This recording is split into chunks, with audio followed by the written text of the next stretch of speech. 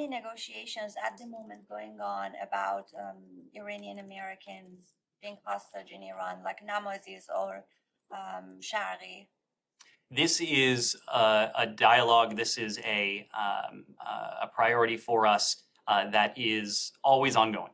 And we have consistently made the case that we treat the case of Americans who were unjustly, wrongfully detained in Iran on a separate track as the nuclear negotiations with Iran for a very simple reason.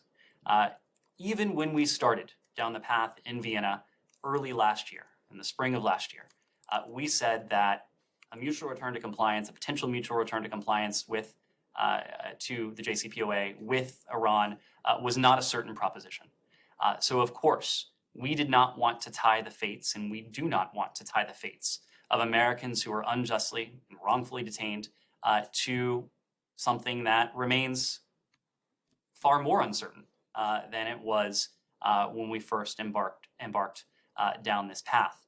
But we have consistently been engaged in this, even when we have not had discussions in Vienna, even when we have not had nuclear discussions through other channels, including most recently in Doha. We have been working assiduously on this. We have no higher priority than seeing the safe return of these Americans, of these dual nationals, as soon as we can manage it.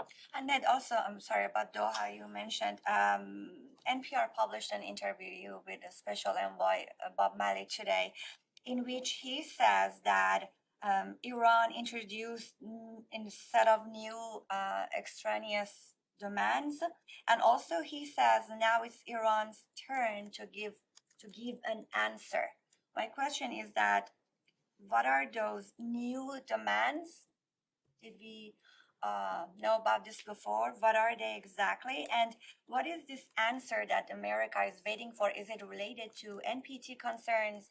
Is it related to Iran's regional activities? Is it related to ballistic missiles program? In what field? What are you looking for? The answer that not only the United States is waiting for, but also that our European allies are waiting for, is a decision on the part of the Iranian government to fully return to compliance with the JCPOA. It is not clear to us, based on what we have heard from the Iranians indirectly from our European allies, that they have made that political commitment. There has been a deal on the table that has been more or less finalized for several months now. This is a deal that was worked out in large part due to the concerted efforts of our European allies who have played the role of middlemen, first in Vienna, most recently in Doha. But in recent weeks, in recent months, rather than make that commitment, that political commitment, to return to compliance with the JCPOA, Iran has consistently introduced extraneous demands. Demands that, or issues that go beyond the four walls of the JCPOA. The JCPOA is about one thing, it's about one thing only, and that's Iran's nuclear program. To introduce anything that goes beyond the narrow confines of the JCPOA suggests a lack of seriousness, suggests a lack of commitment. And that, unfortunately, is what the team saw once again in Doha. We were disappointed that Iran, yet again, failed to respond positively to the EU's initiative, and no progress was made. As you've heard, we are at a point where the lack of forward momentum, the lack of progress, is tantamount to backtracking. Time is of the essence. We have said that because this is not a deal that will be on the table indefinitely. It is a deal that will be on the table only as long as it is in our national security interests. And the fact is that since Iran distanced itself from the commitments it made with the JCPOA that was implemented in January 2016, Iran's program has galloped forward in ways that are wholly concerning to us. there is a deal on the table that would mitigate many of those concerns, and that most importantly would once again verifiably and permanently see to it that Iran is prevented from obtaining a nuclear weapon. That is our goal. It is our goal because President Biden has made a commitment that Iran must not be allowed to acquire a nuclear weapon. It's pretty close to being indefinitely on the table. Mali approved that today. January, A few weeks.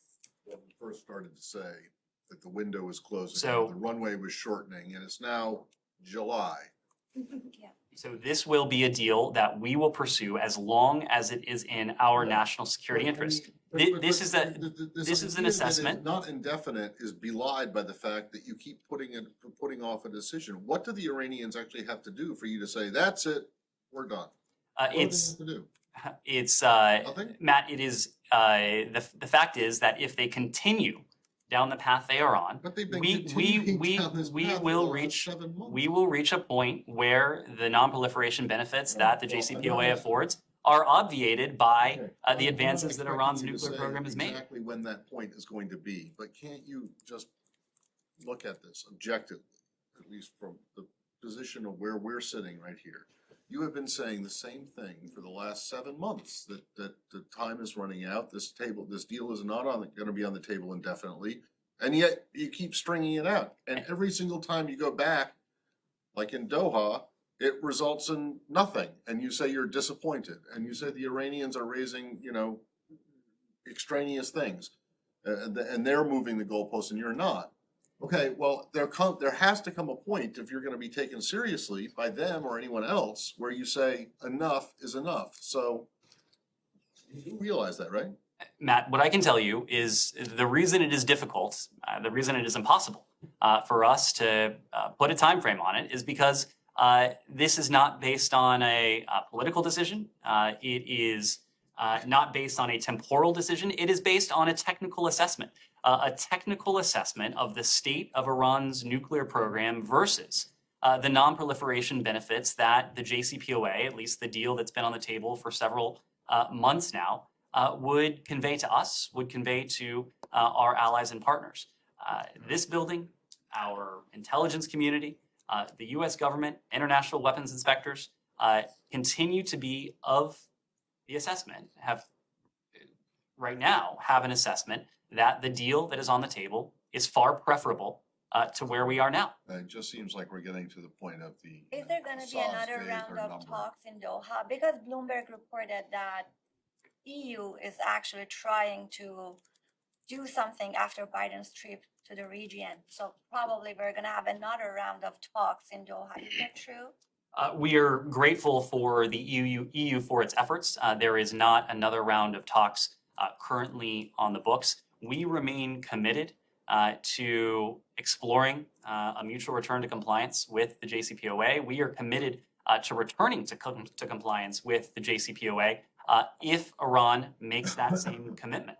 Unfortunately, Iran, as I said before, continues to raise issues that are extraneous, continues to demonstrate that it has not yet made that political commitment. G20. Okay, G20, and then we'll.